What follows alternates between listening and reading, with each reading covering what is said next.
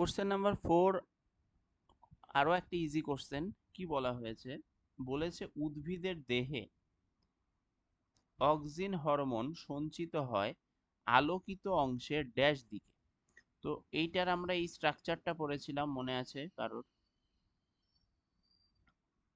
কাণ্ডের যদি আমি এই স্ট্রাকচারটা আঁকি, তো এই দিক থেকে যদি আমার সূর্যের আলো আসে, তো সূর্যের আলো যেদিক থেকে আসছে সেই দিকে বেঁকে যাচ্ছে কোষগুলো, মানে কাণ্ডের উপরিতল অপরিণত কাণ্ডের অংশ। এবার এইখানের আলো যেদিক থেকে আসছে সেই দিকে যে সারফেসটা থাকছে, মানে এই সারফেসটা এই সারফেসটা হচ্ছে আমার আলোকিত অংশ।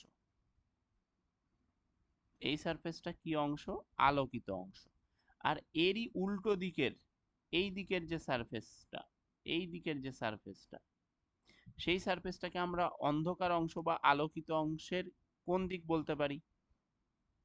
এটা আমাদের অন্ধকার অংশ, ঠিক, বা ছায়াযুক্ত অংশ, ছায়াময় বা ছায়াযুক্ত অংশ। তাহলে এখানে দেখ আলোকিত অংশের ওয়ার্ডটা ইউজ করেছে, তার মানে আমরা তো অন্ধকার বা ছায়াময় কথাটা লিখতে পারি না।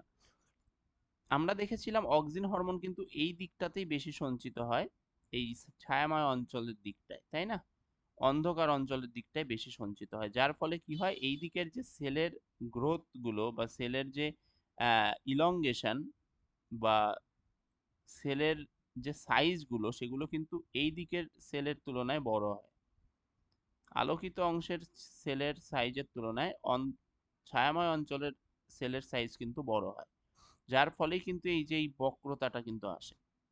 তাহলে এখানে যখন তোর আলোকিত কথাটা লেখা আছে কোশ্চেনে, তার মানে আলোকিত অংশের কোন দিকটা আমার অন্ধকার? বিপরীত দিকটা, তাই না? তার মানে আমার এখানে বিপরীত কথাটা লিখতে হবে। বোঝা গেছে? জাস্ট ঘুরিয়েছে একটু, ওয়ার্ডটা সেম রেখে কোশ্চেনটাকে ঘুরিয়েছে, খুব ইজি ছিল।